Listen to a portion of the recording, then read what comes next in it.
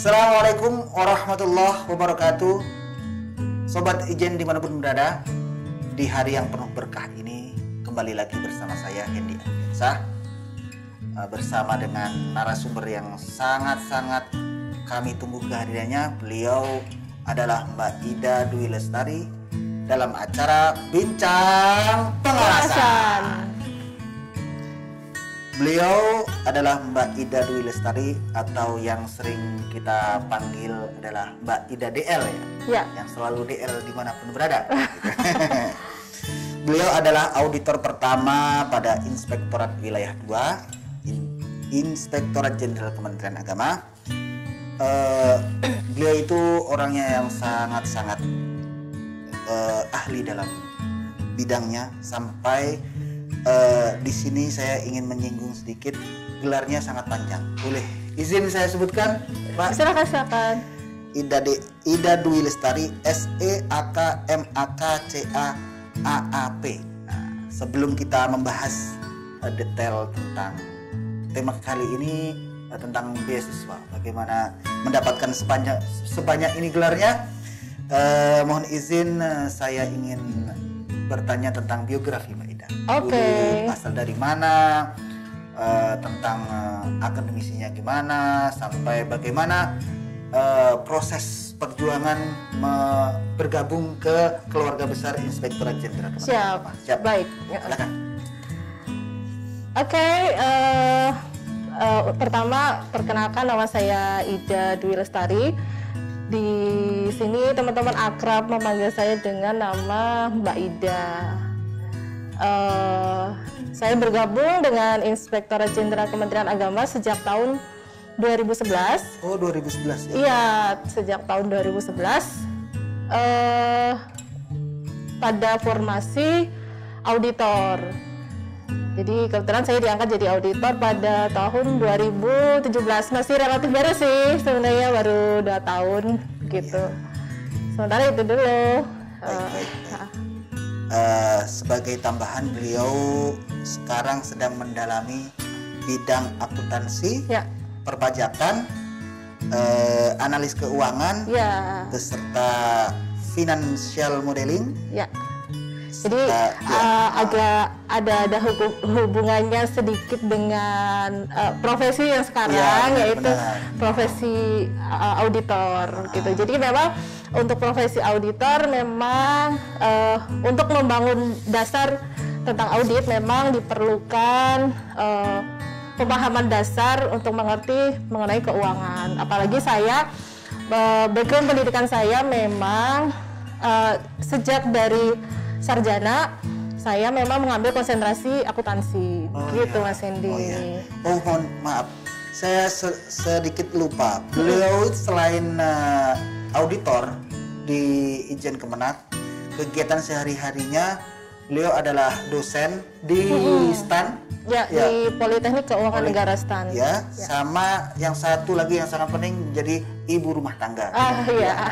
Itu tugas utama ya. Bagaimana untuk membagi itu, Mbak?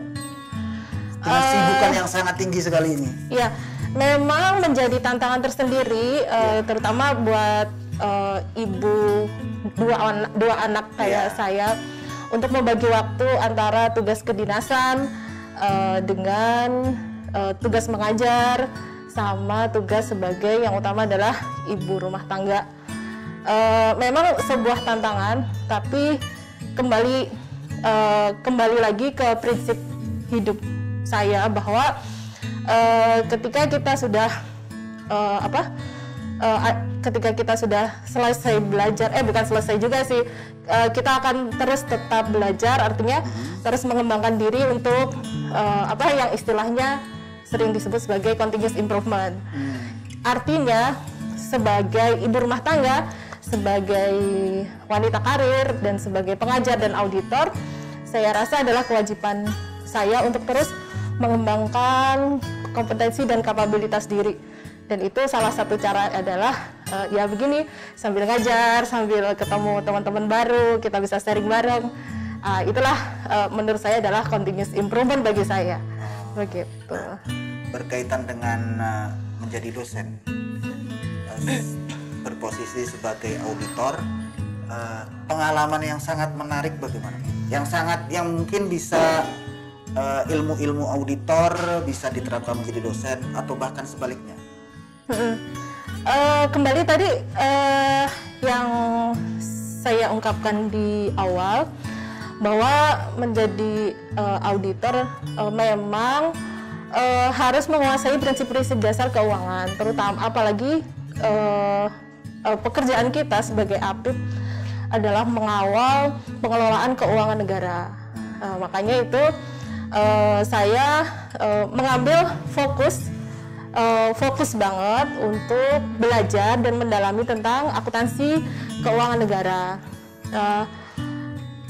Jadi tidak ada pertentangan atau apa? Saya rasa ini bukan pertentangan juga sih, ini seiring sejalan. Bagaimana saya mengajar teman-teman di PKN STAN, kebetulan saya mengajar akuntansi juga, artinya setiap ada perkembangan ilmu akuntansi yang baru, baik itu akuntansi perusahaan maupun akuntansi pemerintah, saya bisa mensinkronkan atau mengintegrasikan dengan pekerjaan saya sebagai auditor di Kementerian Agama. Jadi bisa seiring sejalan gitu. Jadi ilmu yang saya begitu pula sebaliknya, ilmu yang saya dapat di lapangan ketika saya menjadi auditor, saya bisa sharing kembali ke teman-teman di kampus. Berbagi pengalaman. Betul. Jadi ketika di kampus itu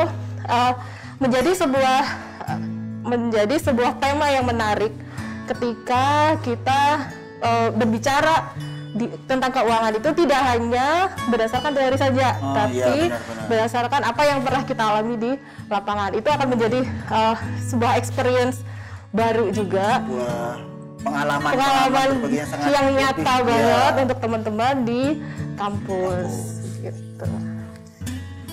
Melanjutkan pembahasan kita tadi tentang di awal tentang gelarnya Mbak Ida ini sangat panjang.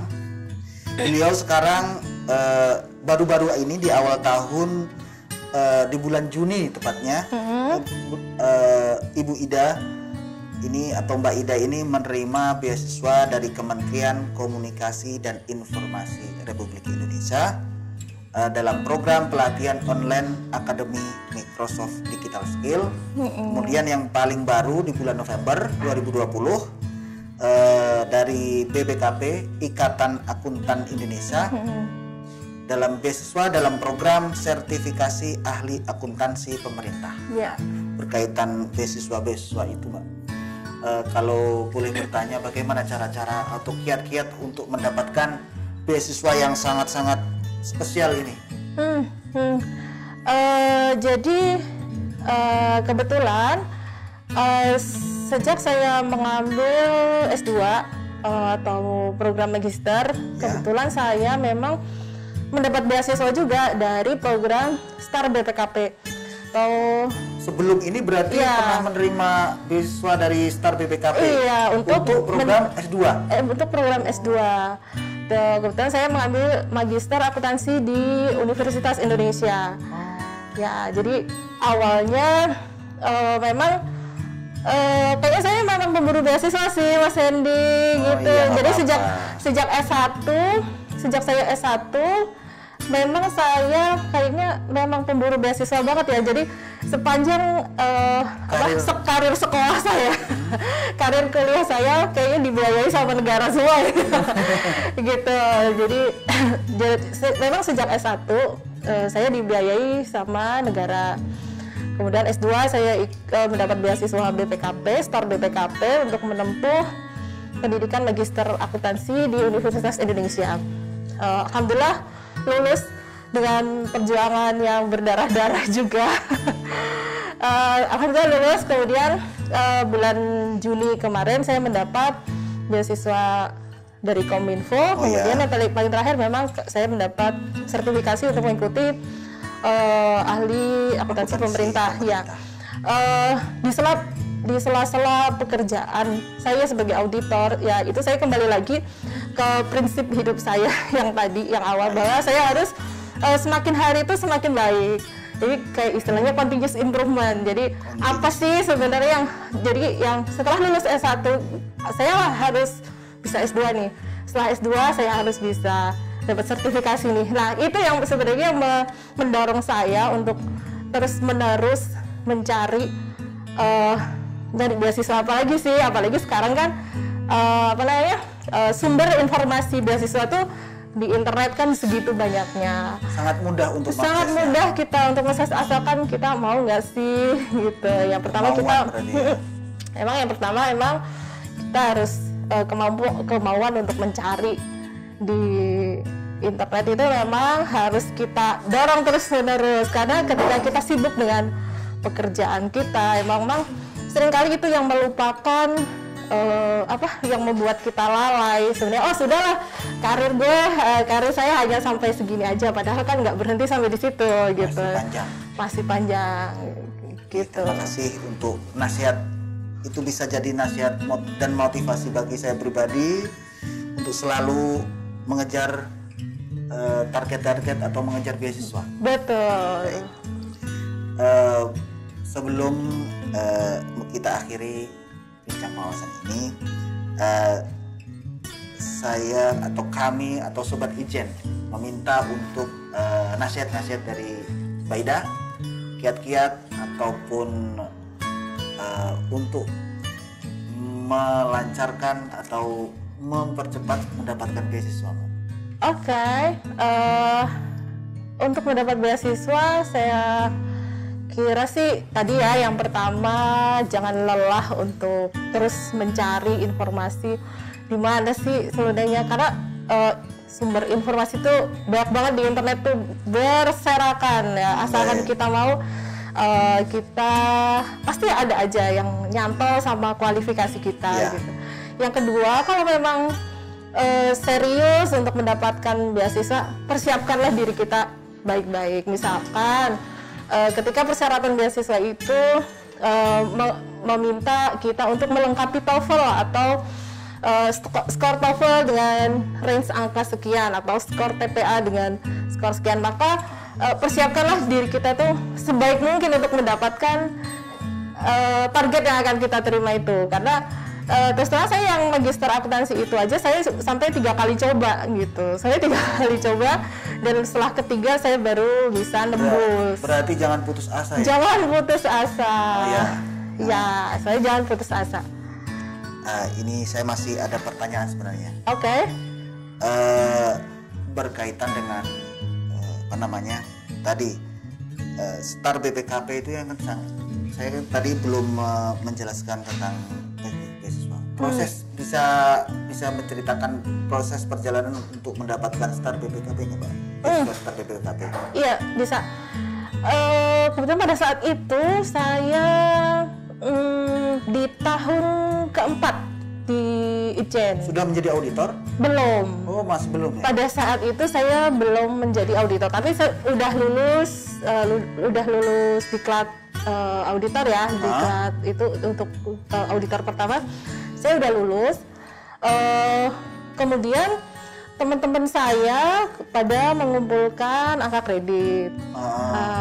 Kemudian karena saya berpikir saya harus S2 dulu nih sebelum jadi auditor, makanya saya mencari informasi apakah ada beasiswa untuk auditor. Tapi memang kondisi saya pada saat itu memang belum auditor sih. Memang belum jadi auditor.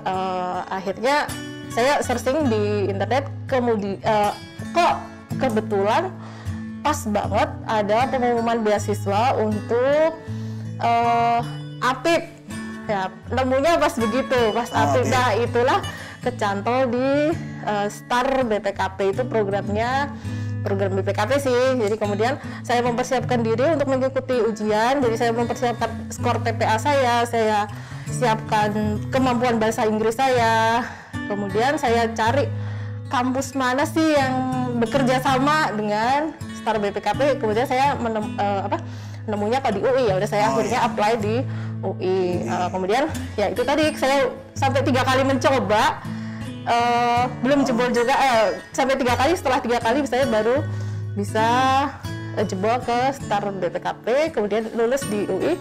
Ya itulah jadi proses, jadi saya dibilang termasuk ke pending jadi auditornya karena saya harus menjalani tugas belajar. Oh, berarti satu angkatan Mbak di inspektorat dulu Iya. itu sudah jadi auditor, Mbaknya Iya, menyusul gitu. saya belum ya karena Oh, saya gitu. harus menyelesaikan tugas belajar di Universitas Berkaitan Indonesia. dengan kita kan sebagai ASN dan menerima beasiswa pasti kan ada regulasi ataupun ada tuntutan-tuntutan ataupun yang berkaitan dengan izin untuk izin belajar berarti ya atau tugas belajar. Ya, jadi kalau gimana, di ASN ada dua tipe untuk melanjutkan kuliah pendidikan itu. Yang pertama adalah izin belajar, yang kedua adalah tugas belajar. Kalau tugas belajar itu artinya kita kuliah, gampang ngomongnya ini kita kuliah kita kuliah tapi kita tidak mengerjakan pekerjaan kita sehari-hari. Jadi istilah cuti lah gitu, istilahnya cuti. Ya, cuti. Jadi kita sama sekali nggak ke kantor sama sekali supaya kita konsen untuk menyelesaikan tugas kita, tugas belajar kita. Kita kuliah biar cepat selesai. Konsen namanya tugas belajar. Tapi kalau ada satu lagi yang namanya izin belajar, itu kita sambil kerja nih bisa nanti kita mengambil izin untuk mengikuti kuliah di luar jam kerja. Tapi tetap masuk ke kantor. Iya, tetap kita bisa tetap kantor, tetap bisa bekerja. Kalau saya pakai tugas belajar, jadi sama sekali saya nggak ke kantor. Sama sekali. Selama 2 tahun saya sama sekali nggak ke kantor. Saya konsen banget untuk menyelesaikan kuliah saya. Pasti gitu. selama 2 tahun nggak ke kantor itu pasti sangat rindu banget sama kantor. Oh, pasti. Teman-teman satu angkatan. Iya. Tapi kembali lagi karena beasiswa ya. Iya. Jadi tuntutan pemberi beasiswa juga teman-teman harus lulus sesuai tepat waktu supaya konsen ya. Iya. Makanya udah ambil tugas belajar aja supaya konsen selesai gitu. Kalau izin belajar kan pasti ada tantangannya juga nih teman-teman yang ngambil izin belajar ya nggak sih? Iya. Pasti harus ngerjain tugas sambil ngerjain tugas kuliah sambil ngerjain tugas kedinasan di kantor. Itu pasti ada tantangan tertentu lah ya. Pasti karena fokus kita betul. terbagi. Iya betul. Ya, gitu. Baiklah Sobat Ijen dimanapun berada, kita akhiri bincang pengawasan pada hari ini. Terima kasih Mbak Ida. Sama-sama. Semoga sehat selalu. Amin, makasih. Sukses juga buat Mas Sandy. Jangan putus asa untuk mencari beasiswa. Baik. Sampai jumpa Sobat Ijen berada. Saya bersama Mbak Ida ingin izin pamit. Mohon maaf bila ada salah kata dari kami. Wallahul muwaffiq ila aqwamit thoriq. Wassalamualaikum warahmatullahi wabarakatuh.